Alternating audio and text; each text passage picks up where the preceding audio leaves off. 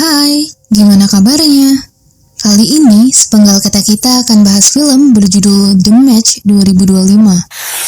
Mengangkat dari kisah nyata dua legenda terbesar dalam sejarah permainan Go dari Korea Selatan, cerita berfokus pada seorang Master Go yang gak pernah terkalahkan dan sangat karismatik, di mana semua permainan dimenangkan dari semua gelar yang bergengsi.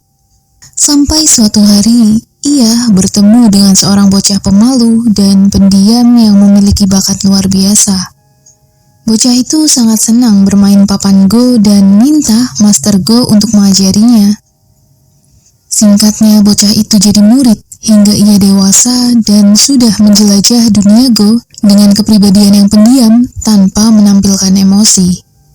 Dan keadaan berubah jadi pahit ketika sang murid harus berhadapan langsung dengan gurunya di turnamen besar. Ini bukan sekedar pertandingan papan biasa, melainkan perang saudara di mana sang murid harus mengalahkan gurunya demi menjadi nomor 1 di dunia. Menjadi tantangan terberat, setiap langkah dalam permainan itu seperti pertarungan harga diri dengan caranya masing-masing. Pertandingan itu bukan lagi soal menang atau kalah, sebab di dalamnya terjadi perang batin dan strategi antara dua jenius. Lantas, siapa yang akan bertahan saat rasa hormat berubah menjadi ambisi? Oke, gak usah lama-lama, mari kita gaskan. 정수, 얘는 안 내키면 뭐 안 해도 돼? 바둑은 계속 늘어요. 우리 식구 가족 사진 하나만 찍어주세요. 예?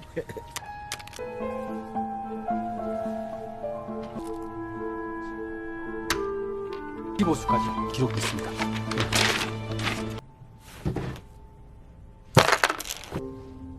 이러다 진짜 창한테 잡아먹히는 거 아니야?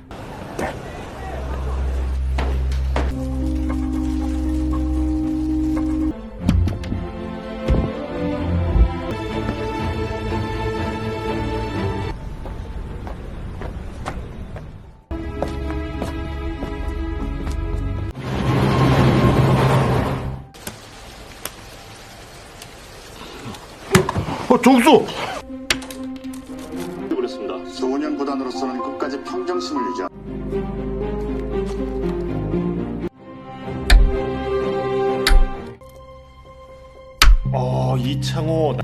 이창호 7단 거의 다 왔습니다.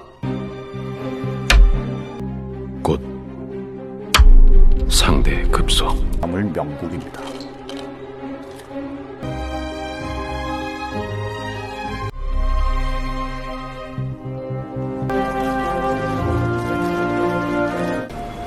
자주 놀러 와. 밥 잘 줘.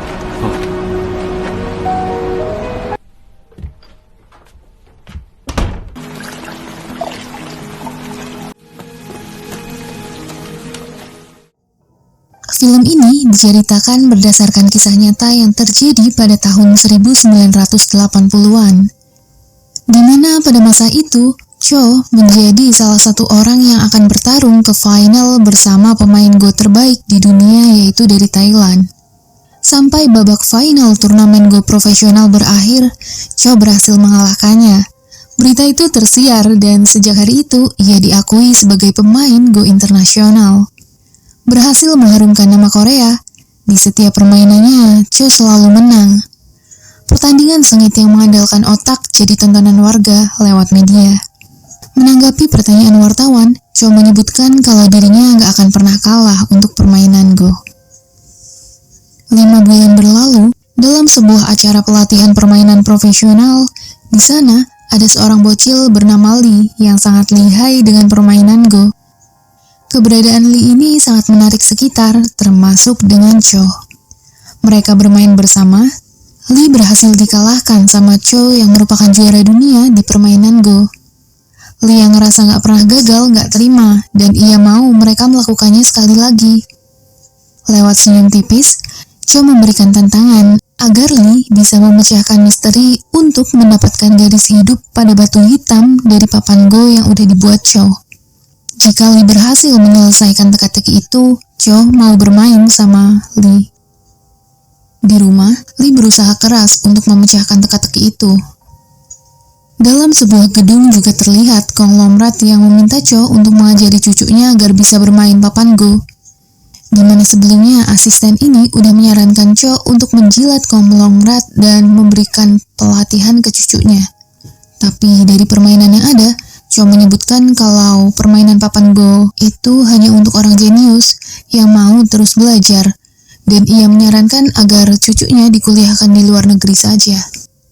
Cho nggak rela harga dirinya dibeli, dan sesampainya di rumah, ia mendapati surat dari Lee perihal teka-teki yang terpecahkan. Esoknya mereka bertemu. Di sana mereka mulai bermain hingga larut malam dan hasilnya imbang. Lee ini mau bermain sekali lagi karena ia mau menang untuk jadi murid Cho. Cuma Cho bersuara permainan kali itu udah selesai dan mereka akan lanjut main bersama di Seoul nanti. Yap, betul, Cho bersedia menjadi guru Lee. Dan kebahagiaan itu jelas terpancar. Kakek yang sangat bangga juga memberikan jam tangan, minta agar Lee bekerja keras dan tidak mengecewakan. Hari itu, Lee meninggalkan desanya untuk menuju ke rumah Cho. Masuk ke sana, kehadirannya sangat disambut. Kebahagiaan terpancar jelas dan mereka terlihat seperti keluarga. Di Seoul, Lee mulai menjelajahi tempat dan ia masuk ke tempat permainan Go. Sebagai bocah, banyak orang yang menantangnya, tapi semua itu bisa dikalahkan dengan mudah dan buat Lee semakin arogan. Lee terkenal sebagai murid dari Cho. Sekarang ini, Cho juga lagi bertarung sama Nam sebagai lawan yang sama-sama imbang. Tapi kaki udah bergoyang, artinya Cho akan menang. Hal itu juga yang menggeretak lawan mainnya. Selesai bertarung, kemenangannya itu diapresiasi, dan anak buahnya juga membicarakan tentang Lee yang melawan banyak orang dengan mudah. Mereka sudah pulang ke rumah. Hari itu, Cho tidak mengapresiasi Lee karena sikapnya yang angkuh, di mana kemenangan bukan segalanya dan meremehkan orang lain adalah langkah yang sangat ceroboh, terlebih jika tidak bisa menghargai lawan. Lee langsung mengembalikan fakta bahwa Cho selalu menggeretak lawan dengan caranya, yaitu menggoyangkan kaki. Gak bisa berkutat, Cho minta Lee mempelajari dasar dari permainan Go. Lee ngaku udah baca buku itu dan bilang kalau permainan dasar sangat membosankan. Dari sana mereka jadi tanding permainan Go. Dengan mengandalkan intuisi, Cho mengajarkan inti dari permainan Go adalah bertarung dan menyerang. Cho menegaskan dirinya bisa menang karena berpacu pada buku pedoman dasar permainan Go, sedangkan Lee hanya mengandalkan hafalan serta kemampuan berhitung. Dan waktu itu Cho minta Lee menggunakan tangan kanan waktu bertarung. Semenjak hari itu, mereka mulai melatih fisik, bahkan hari-harinya terus disandingkan dengan papan Go sampai Lee sudah menjadi sosok yang dewasa. Ke sebuah tempat, ada pengantar makanan yang turun dari rooftop gedung. Nam penasaran dan mengeceknya. Di rooftop itu ada Lee yang lahap menyantap makanan. Mereka jadi ngobrol bareng di mana Lee ngerasa dirinya gak berbakat dan Lee tahu kalau Nam pesaing berat dari gurunya atau Cho. Tapi di sana Nam minta agar Lee berlatih lebih baik lagi. Menyarankan agar tidak hanya belajar tapi juga berusaha untuk menang dalam melawan gurunya sendiri. Hari-hari Lee terus berlatih, bahkan istri Cho mendengarnya dan bilang kalau Lee berusaha sangat keras dalam permainan Go. Sedangkan bagi Cho, pelajaran itu emang harus keras untuk menjadi sesuatu, karena dalam dunia persaingan akan sangat menyedihkan. Turnamen juga berlangsung, permainan Lee menjadi bahan taruhan dan semua itu didengar waktu ia di rooftop. Yang mana Lee punya caranya sendiri, tapi selalu disalahkan oleh Cho. Bahkan, istrinya coba menghentikan, cuma pelajaran itu berlanjut. Cho selalu menegaskan standar permainan harus sesuai pedoman, tapi Lee bersuara kalau ia punya caranya sendiri yang berbeda dengan Cho. Lee menjelaskan cara bermainnya, tapi Cho yang lihat gak sesuai dengan pedoman permainan Go enggan untuk mendengar dan pergi. Paginya, Cho lihat kertas Lee. Ia sadar kalau ada sesuatu yang berbeda dari Lee, tapi hari itu Lee memutuskan untuk keluar rumah. dan minta maaf karena nggak bisa memenuhi ekspektasi gurunya. Di terminal bus, bantu mengikatkan tali sepatu Lee. Di sana, Cho mengacungi jempol dari strategi yang Lee punya. Tapi hal itu nggak sepenuhnya benar. Cho bilang, daripada lari dengan gegabah, lebih baik tetap berjalan dengan stabil.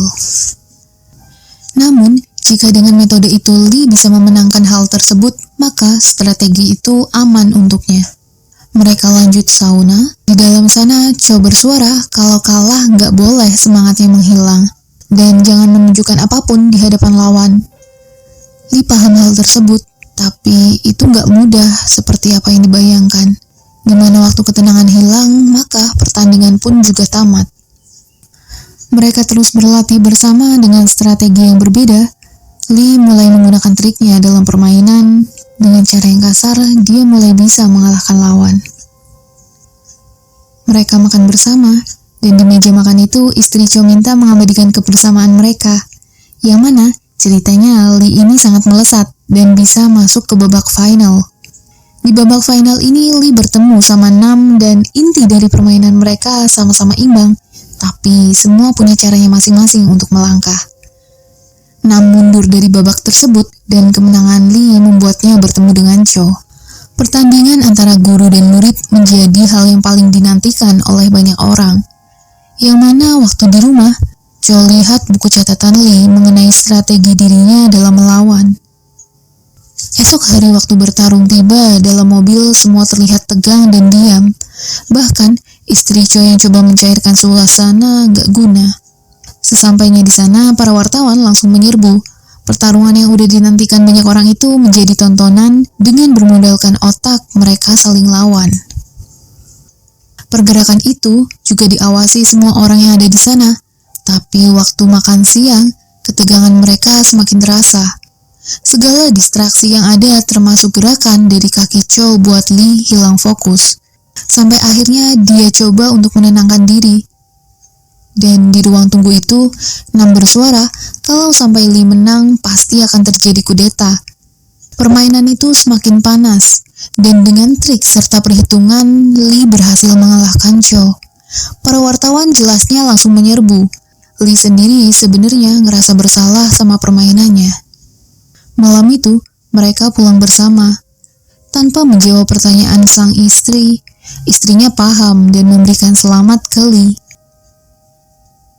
Setelah pertandingan berlangsung, mereka masih mempermainkan papan go bersama. Dengan strategi berbeda, tapi hal itu bikin Cho emosi. Akhirnya Lee minta maaf atas pertandingan sebelumnya.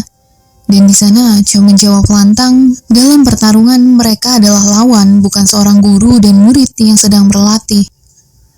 Pertandingan lanjutan menjadi turnamen yang sangat dinanti. Tidak hanya sekali atau dua kali terjadi, permainan bertahan dan menyerang itu masih terus seimbang dan buat emosi Cho kurang stabil.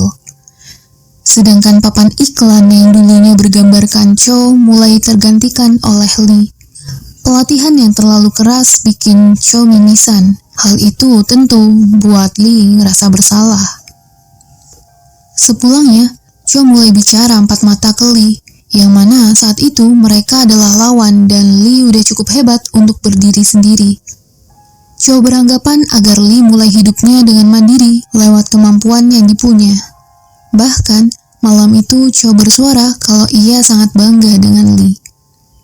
Esoknya, mereka mulai berkemas, dan hari itu Lee bersujud untuk mengucapkan rasa terima kasih yang mendalam kepada Cho. Dalam mobil, ayah juga memberikan kertas dari Cho. Perhitungan kertas yang pernah dibuatnya dulu masih disimpan rapi sama Cho, dan hal itu bikin Lee terharu.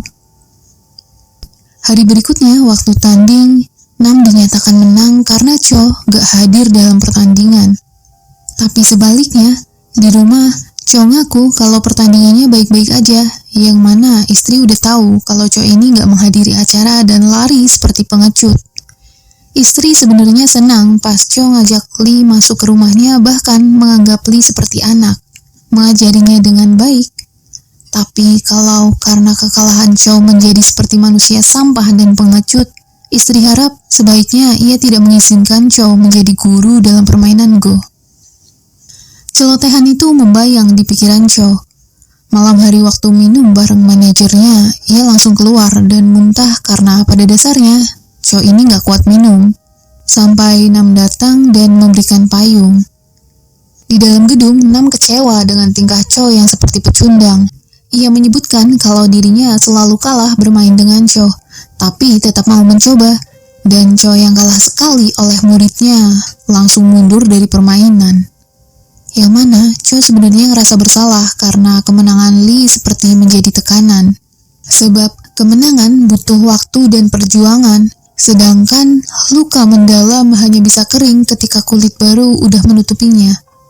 Nam minta Cho untuk melanjutkan pertandingan, karena dengan sikap pecundang itu nggak akan menunjukkan sisi profesionalitas pemain Go internasional. Ke rumah, dengan papan Go tua dan tulisan tangan dari guru Cho yang menyebutkan permainan Go adalah mencari jawaban meskipun Go sendiri nggak punya jawaban. Yang mana di papan itu Cho muda juga menyebutkan kalau permainan Go adalah pertarungan untuk melawan diri sendiri. Cho mulai bermain lagi dan setahun kemudian ia bertemu sama Lee. Cho minta mereka bertanding lagi. Semua orang jelas merasa tegang. Yang mana mereka berdua ini mulai bermain bersama di luar pertandingan. Sampai turnamen babak final berlangsung, mereka berdua memiliki kedudukan yang sama. Permainan itu dilihat dari berbagai penjuru dunia melalui media. Dan kali itu Cho udah nggak merokok lagi. Ia menggantikannya dengan permen. Pertandingan guru dan murid itu masih berlanjut dan istri Cho turut hadir. Acara yang semakin panas berakhir dengan menekan satu sama lain. Bisa dibilang, permainan kali itu menjadi sejarah dunia. Cho kembali menang. Jelasnya, tangisan pecah dari istri Cho karena suaminya kembali bangkit. Sesudahnya, Cho juga memberikan papan Go waktu muda dan berharap akan berguna untuk Lee. Dalam taksi itu, Lee sangat menyesal. Tapi lihat papan Go milik Cho yang bertuliskan permainan melawan diri sendiri, senyuman terpancar dari wajah Lee. Konferensi pers dilakukan. Di dalam sana, Cho bersuara kalau semua itu bisa diraih dan direbut. Bahkan kemenangan berturut-turut yang diraih Cho sangat diapresiasi. Lee sendiri mengakui gurunya menjadi lebih hebat waktu berhenti ngerokok. Konferensi pers tersebut mereka lakukan untuk menyambut final dari pertandingan. Pertandingan yang berlangsung hikmat itu menjadi pelajaran berharga di antara mereka berdua, yang mana mereka saling melengkapi. Cho mengosongkan hatinya untuk bermain, sedangkan Lee sepenuh hati untuk menyambut permainan itu. Dalam kisah nyata, sang guru berhasil mengambil kembali posisi yang direbut muridnya, dan muridnya tetap menjadi juara permainan Go internasional selama 15 tahun.